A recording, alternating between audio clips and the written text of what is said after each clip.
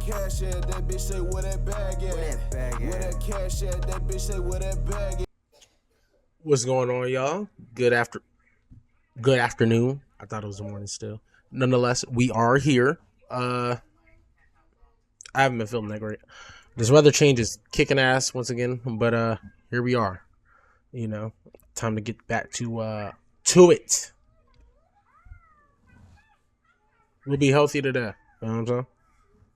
But let's get into a few things. Flacco talking about Eric Kirk. Some other stuff I got planned for us to do. Nonetheless, y'all are I'm happy to be tapped in with y'all, and y'all know what it is, man. Let's get started. Drewski, among other people, and it's one of the most performative videos. Like, I hate this lady so much. Everything about her is disingenuous, it's fake. Facts. And her trying to utilize this shooting to create this pity party for herself is just the new low that I'm not surprised by at all. Yeah. It seems to me that nothing will ever be enough for the evil in this world. Our country has become unrecognizable. These people have perverted the truth to the point that they motivated.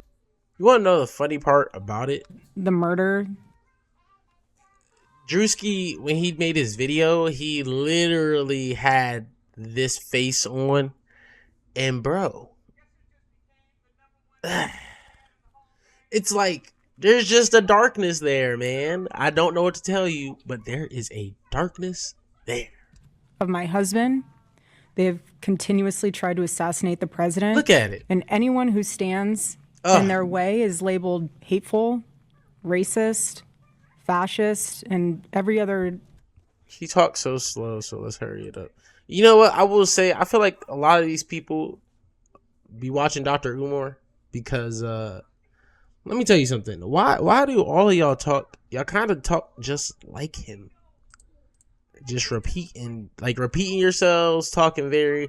Of course, they're trying to be clear.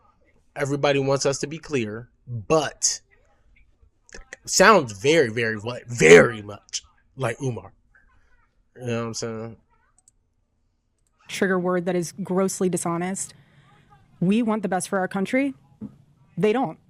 This is why Charlie started Turning Point USA in the first place. He didn't trust the radicalized liberal teachers. And this past Saturday, it was a school teacher, of all people, a school teacher, that attempted to change our history for the worst with bullets. Watch how this narcissist centers herself in the middle of this as if she's like the main character. She was not the target. They were not looking for her or going after her. Nobody gave a damn she was there. But she centers herself in the middle of this as if she's like the main character of the story, as if she's like the sole beneficiary of all the headache, trauma, and pain that came from that night. And honestly, that's one of the bad parts about, just her in general. We have constantly seen her kind of basically like, she's just doing a lot of pandering, which is fine. But at the same time, too, you can't be mad at people for not, hopping on the train, the angry train. Like, bro, ain't nobody trying to do that. It's just, I don't see the point in it. I think that it's actually disgusting. She's used a lot of her husband's, passing as a badge to get in places, to be seen, as, I don't even know. Nonetheless, they wanted him to be a martyr, but the thing about it is, like, it's just, it was so much surrounding it, and it's just, I don't really find it cool that we keep having to go through this with you because I don't even know, because you're trying to use his passing to, galvanize supporters of everything to basically, I feel like, do what basically was done during January 6th. I feel like there's a lot of people in her stead who wish they had the power of what, the president was able to pull off then, because nonetheless, like, well, let's not forget, it did happen. She's not, right? But she does this by saying the very same evildoers who are trying to take over the country, those are the very same people who have been attacking me from my side, man. Like, this nonsense of like, right. It's only people on the left who are committing these tragedies, and these are the people. Bruh, they have repeated that rhetoric so much that it's now falling on deaf ears. Like nobody is taking that. Even like facts, like the most MAGA right winger, like here's that and think it's stupid. Like that's dumb. Yeah, like obviously it's dumb, right? Like we could name you 20 people on the right who has committed tragedies. I could name you 20 people on the left. Bad people and lunatics are bad people and lunatics, bro. It doesn't matter what their political alliance are. But Erica Kirk centers herself. These bad people who are responsible for this tragedy are the same bad people that's been attacking me for my eye, man. And the attack she would name is like, oh, like they making fun of me. They wearing white face. Like, all right, bro. Like, yo, she's such a drama queen, man. Very much. And everyone is asking why I even went to the White House Correspondents' Dinner. And it was because many of the journalists in that room have attempted to dehumanize me. And I wanted to meet some of them face to face, quite frankly. Why have a conversation about me when you... The pick me issue. Like, shut up. Like, all of you guys talk about each other. Y'all talk constantly, and yet it's a bunch of like a bunch of people in America who still get left in the dust. So who cares? You can have a conversation with me. So, for example, a journalist from the Daily Mail came up to me. Drewski did it She right, introduced herself, and she was saying, she was very gracious. She was saying, "You look so beautiful. I'm so sorry for your loss." The makeup Keep back this. on. The reporter walked up to Erica Kirk and gave her the level of kindness they've been asking for months. That's the level of kindness they've been asking for. For people on the left to treat them as if they're not monsters, to treat them as if they're not supporting active atrocities, right? To treat them as if they're not supporting a war that's committing an active genocide, that's committing war crimes after war crimes, as if they're not supporting a war that's leading to schools where little girls end up being bombed. These people are supporting a war that has seen hundreds of little girls being killed and murdered. He was focused on them little girls quite a lot, I ain't gonna lie.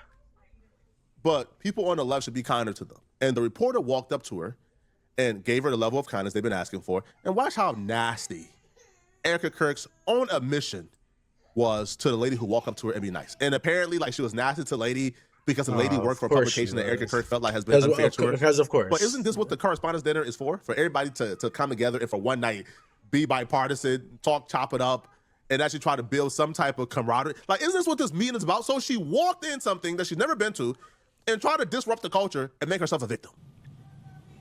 To which I replied, "It is so nice to put a name to face, especially with all of the slander, the lies, accusations that are out there surrounding my husband's murder and myself."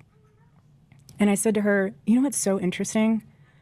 This is my first time at the White House Correspondents' Dinner. And I find it so fascinating, the dynamic that is going on right now, because everyone is all dressed up and you guys are co-mingling in and out of each other's cocktail parties. And so for one night, you are able to put aside all of your differences for the sake of freedom of speech. And then by Monday morning, things will go back to being an absolute bloodbath between all of you." To which she replied, literally, she said, "I know. Isn't it special, right?" Honestly, you know, I feel like this is weird because describe what's just leave it on the table, but describe what's supposed to go on more at the Correspondents' Dinner. Like, everybody's you're supposed to be able to put aside certain differences to be able to cultivate some type of conversation between the two sides.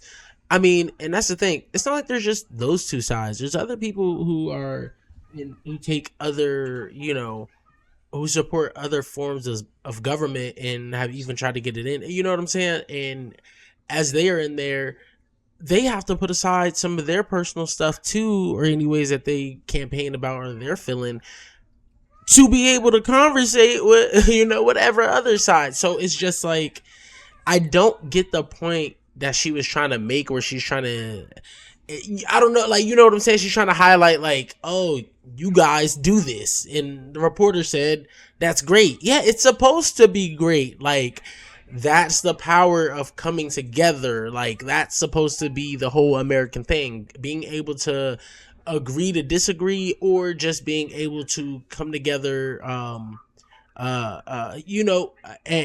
get to the main goal. I remember it was a book I read when I was in school called I think it was The Grapes of Wrath.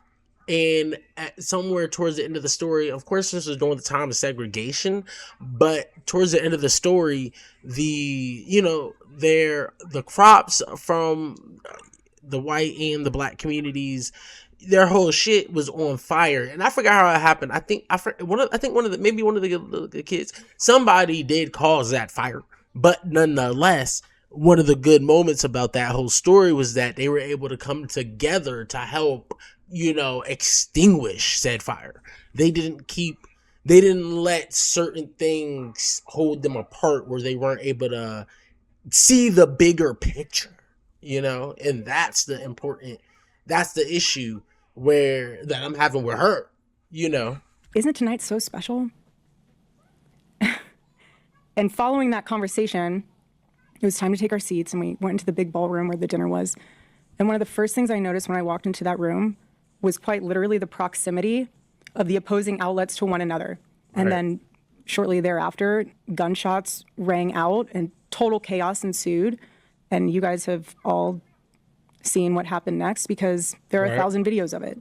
Part of the reason why we even have videos like this, where it's all documented and we can see exactly what happened, is because the brave journalists, while they were literally barricaded and couldn't really move anywhere because they don't know what's going on and where it's coming from, and people are screaming, "Get down, get down, get down." So they're literally stuck, pulled out their phone and began to record. As the president is being escorted out, gunmen is yelling, "Get down, get down, get down" to people in the like so they couldn't go anywhere, and they're recording. But watch Eric Kirk for some reason try to make it seem like it's only people on the left who was recorded, and somehow what they were doing was selfish and it was wrong and it was this is a crazy situation to look at. Bad, while at the very same time like reporting on this and reporting on the video that's public because of these people. So let's discuss that fact for a second. If you were in that room, you had no way of knowing what the status of the shooter was, how many there were, or honestly, really anything. It was just utter chaos. And so during an active shooting, these journalists are using their phones to find moments to capture for clips. Explain journalism, dummy. Like what? That there are literally journalists who go into active war zones. Think of Ukraine. You know what I'm saying? There are people who go in to report this news so we know what's going on. That's journalism. Like, they were so concerned about getting a video in a room with an active shooter that they could have accidentally and quite literally filmed themselves being shot.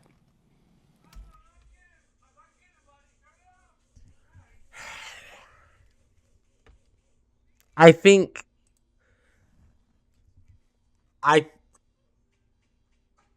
is she rage baiting? Is that what she's doing? Because what? That's, how we expect cops to go and handle cop shit or whatever the case may be, or how the whatever SWAT, whomever went to go handle the shooter.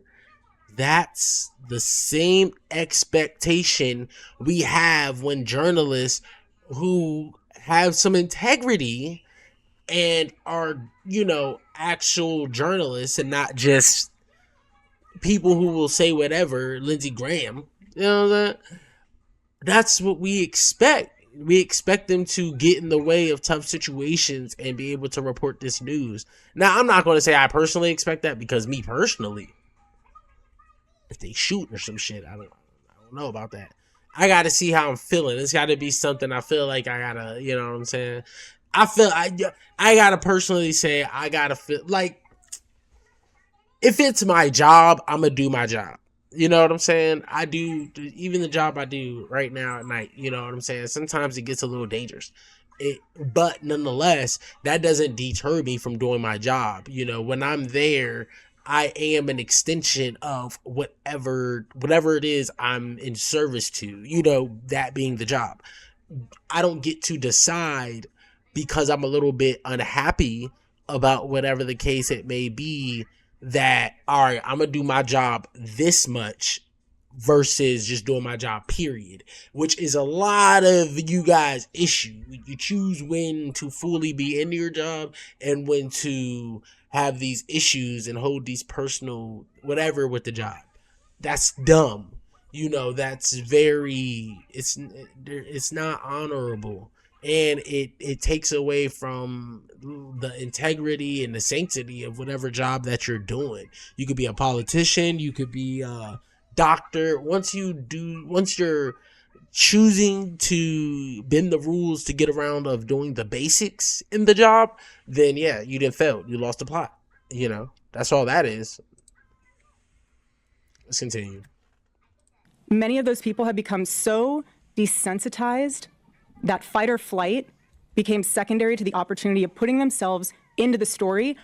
Just want to say, if somebody's telling you to get down, I don't think that's fight or flight. Like, you're not supposed to cause an issue whilst running from that. You know what I'm saying? Like, if everybody's acting stupid while trying to escape a dangerous situation, then you're only going to cause a bigger issue. The commotion, the crowding, there has to be, you know what I'm saying? It sounds like everybody else was moving with a pretty clear head. Which ironically breaks the number one rule of journalism.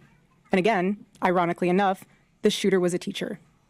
You have these people who are supposed to be teaching our children the future of this country, and he's so unhinged that he is able to teach children by day and then attempt to murder the president of the United States by night.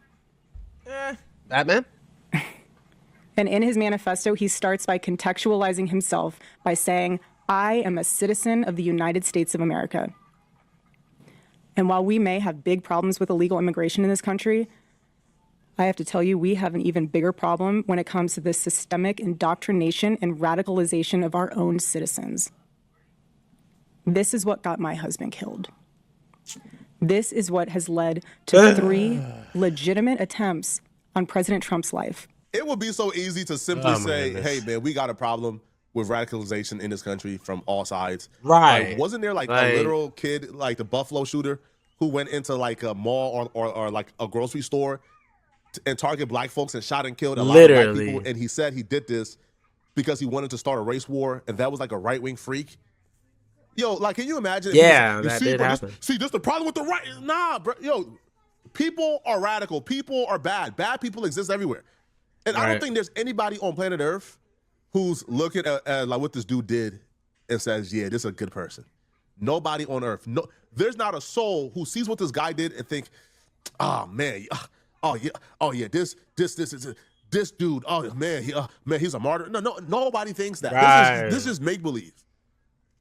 But this is, again, Erica Kirk is able to get $100+ million a year from donors and from AIPAC and from Israeli billionaires because they're very successful in pushing fear-mongering like this, right? She's able to get hundreds of millions of dollars in donations because people can, oh my God, if Turning Point don't exist, the evil left is, bro, these people are crooks. They're con artists, man. They're fear-mongering their way to $1 billion. Yeah. It's really that simple, bro. Now, the nonsense that really made me pissed, bro, when she gets to talking about dehumanization. And the only thing I can think of is what? The only thing I can think of is, can you imagine if Erica Kirk, blonde hair, blue eye, super rich, opulent family, white woman feels oppressed and dehumanized in Trump America? Imagine what black and brown people feel. Imagine what a Hispanic person feels like in Trump America after the Supreme Court ruled they could be racially profiled. The little Supreme Court ruled that ICE and other federal officers can racially profile people who are black and brown. That was a literal ruling. Yeah. So if you feel dehumanized, imagine what these people feel. But you support those policies. Like, you support like black and brown people being like racially profiled. She does. You support this. Like, you support people being taken from off the streets and thrown in the back of a paddy wagon because they look as if they are illegal or because they speak a different language. You support these policies. You support this. And you know the worst part about it is there's not like, they don't ever have like a actual like thought where what they said makes sense in the grand scheme. Like, I'm not going to say we never agree, because certain things I could agree about from a lot of different situations, because I can look at, I won't play both sides, but I can look at both sides and like make rationalized decisions. So it's not far-fetched that I could try to not reason with, like, I don't negotiate with terrorists, remember that, but that I could reason certain things and be like, you know what, that's not all wrong. You know what I'm saying? The issue that we seem to be having here, and that's always going to happen, is you got you do have like everyone who was with, you know, the whole turning point. That's not anything like they're not trying to help America as a whole. Like if they got together and say, you know what, our goal is to stop world hunger, or not even world hunger in America, or homelessness in America, then that's something that I could sit here and be like, okay, all right, I can get with that. Like I would like, you know what I'm saying? You don't even have to think about why you would need to get with that type of situation, because it already sounds prevalent enough that you would support it. You get what I'm saying? If certain things you support without having too much information, once you hear the grand scheme of it. But certain things that need a whole bunch of explanation usually come with a lot of different caveats, and some of those being subservience to, you know, a certain systematic approach or government or whatever the case may be. I mean, you have plenty of people who I want to say are great at leading certain things or whatever the case may be, and great at amassing a certain amount of followers to believe in what they believe, and those are the most dangerous people. And you know, I'm not saying like, you know, Kirk was dangerous, but you could also argue that, you know what I'm saying? I do think the way Erica Kirk goes about doing things is very dangerous, because if she has enough people to support some of that, excuse me, sorry, some of that rhetoric, things could definitely go left. You know, I do think that. So if you feel dehumanized, imagine what my friend felt when he was confronted by federal officers. He says, I'm a citizen. Here's my ID. Here's my social security number. I'm sorry, sir, I don't walk around with my birth certificate on me. Right. And he was literally taken from off the streets, thrown in the back of a paddy wagon, kidnapped and carried away to go prove that he's legal. And I can speak firsthand to that unbearable toll that this must take on our First Lady. There has never been a president who has faced this many assassination attempts in Americans' entire history. But the crazy part about the First Lady is that she's also a foreigner. Like, so, but. And after each one, the reaction from the far left has been, at best, a shrug, and in some cases, a sick disappointment that the shooter was unsuccessful. We are all human beings. And if you can just pause and just take a minute and ask yourself, how would you feel if even just one person made cruel jokes about the attempted murder of your loved one? She's just lying. Like, this is just a literal lie. Like, Jimmy Kimmel filmed that episode before the White House Correspondents' Dinner shooting. It was way beforehand. So how can he be talking about that shooting or Trump almost dying that night? Like, what? No, he was talking about Trump being really old and his wife seemingly handsome. And yeah, it's just crazy because like them attacking Jimmy Kimmel is insane. And you know, I'll probably insert it when I actually like post a video on YouTube. But he literally made a joke about the president being old, Melania being younger than the president, and you know what I'm saying? Like, not that he was going to get hurt in any way. You get what I'm saying? Like, there was that wasn't that at all. And, you know, Comey, he recently also got in trouble because he posted a picture saying 86, whatever number President Trump is. And that's a term in the food industry, like 86 tomatoes. Like when somebody, like when you run out, that's all it means. Like, we don't have it, you know, it's out.